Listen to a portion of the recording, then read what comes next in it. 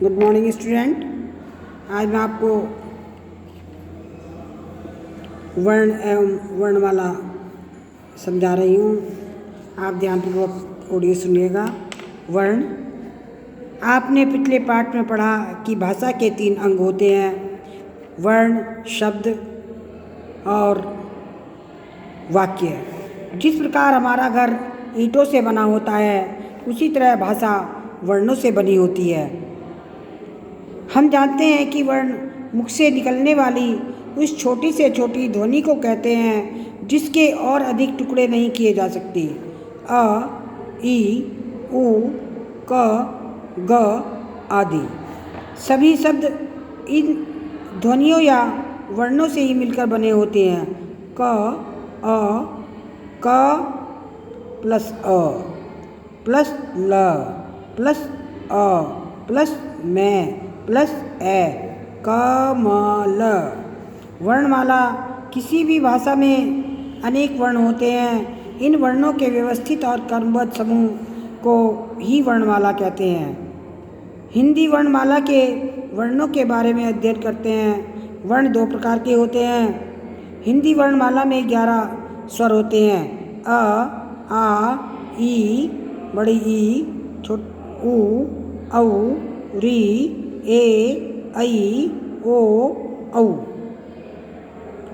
अ, आ, ई, ऐ, ओ, उ, औ, री, ए, ऐ, ओ, औ। व्यंजन, ये वर्ण संख्या में 33 होते हैं। क, ख, ग, घ, ड, च, छ, ज, झ, ञ, ट, ठ, ड, ढ, ण, त, थ, द, ध, न, प, फ, ब, भ, म, य, र, ल, व, श, स, है। संयुक्त व्यंजन, 2 व्यंजनों को मिलाकर बने व्यंजन संयुक्त व्यंजन कहलाते हैं। ये संख्या में 4 होते हैं। क अक्षय, क श पेट पर से, क अक्षय।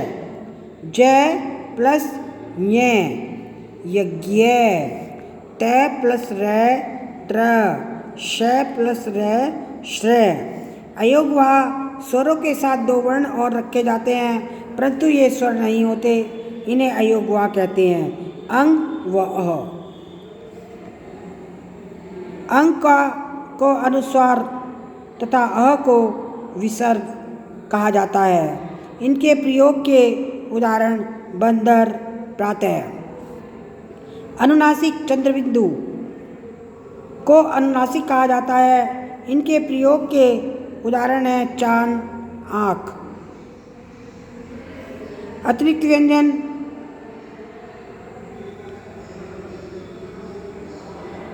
ड और ढ 2 ऐसे व्यंजन हैं जिन्हें अतिरिक्त व्यंजन कहा जाता है। इनका प्रयोग हमेशा शब्द के बीच में या अंत में होता है, जैसे सड़क, बढ़ई, हलंत या हल चिन्ह। सभी व्यंजन अ स्वर के साथ लिखे जाते हैं, परंतु यदि